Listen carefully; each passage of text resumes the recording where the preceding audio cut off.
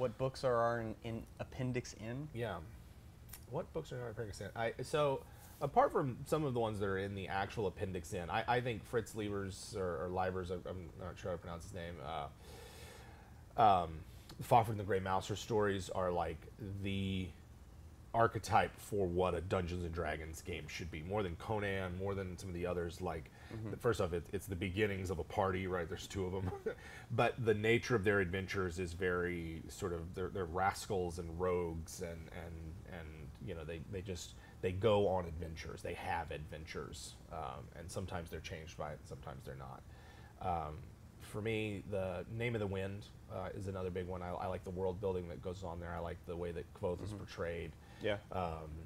So that's really good. The Artesia comic, Artesia Field, and I forget the other ones. So there's three trade paperbacks of them. They came out a long time ago. The creator was promised this big long series of this sort of like sweeping military fantasy epic. And only got like less than a third of the way in. So it's not finished. If you're one of those people that likes to read something and finish it, do not find Artesia. But if you're like you're someone that just wants to appreciate something awesome, even if it's not done, then check out Artesia. Yeah. Same with really Carnival on HBO. Right. Yeah. There's a lot of things like that. So damn you know, if you know, yeah. So those are some of mine. I think. I don't know, like, what's in yours? For me, Tales of the Dying Earth totally changed my life. Sure. Once I read that, I'd already played D&D for a while, and I read that, and I was like, oh, that's where that came from. Yeah. Right? It just it like put it into perspective. Yeah. And seeing kind of the genesis for this, and like, you know, like it's like the rough draft for D&D almost. Right. In some ways, yeah, definitely. But that totally changed me. As far as like other books like that, honestly, the Hagakure and the Art of War are some great because for like a DM, when you're trying to think about encounters and like you just like, well, tactically, like I'm not really sure how to build an encounter. Read the Art of War. Right. Read like the rules of war and how to conduct war, and have your like.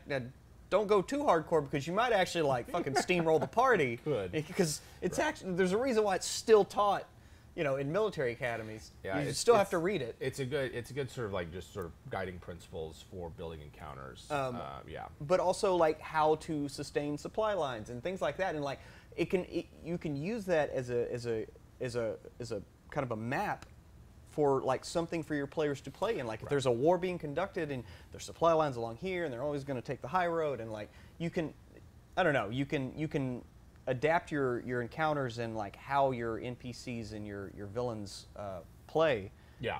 And that's a lot of fun. I think for me, like getting into like nonfiction stuff is interesting. I know I mentioned before A Distant Mirror by Barbara Tuchman.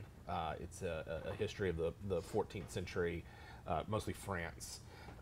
For those who really like sort of the medieval aspect of Dungeons and Dragons, it's really great. Another one is After the Black Plague, which is a good one, particularly because it's like you're now getting into sort of the early Renaissance style, which a lot of people's fantasy seems to resemble more than, say, medieval fantasy. Yeah, definitely. But moving beyond like books, Avatar: The Last Airbender is like, if you only ever absorb one piece of media for like how to run a D&D campaign and what it should look like and how to integrate different side quests and personal character arcs and character development the whole time, right, and a grand quest, you know, to sort of, it's like this sort of all of these streams and strands of play that individually are fun, but woven together into a single cohesive whole is really great. So if you haven't seen, you know, by now, I imagine most of you guys probably assumed it would be on here, but yeah, Avatar: The Last Airbender is definitely there.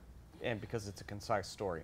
It's a finished story. It's three seasons, boom, boom, boom. I like finished stories. They have an ending. There's not like a they're done. I don't feel an urge to buy something just anyway. Just continuing it just to make money.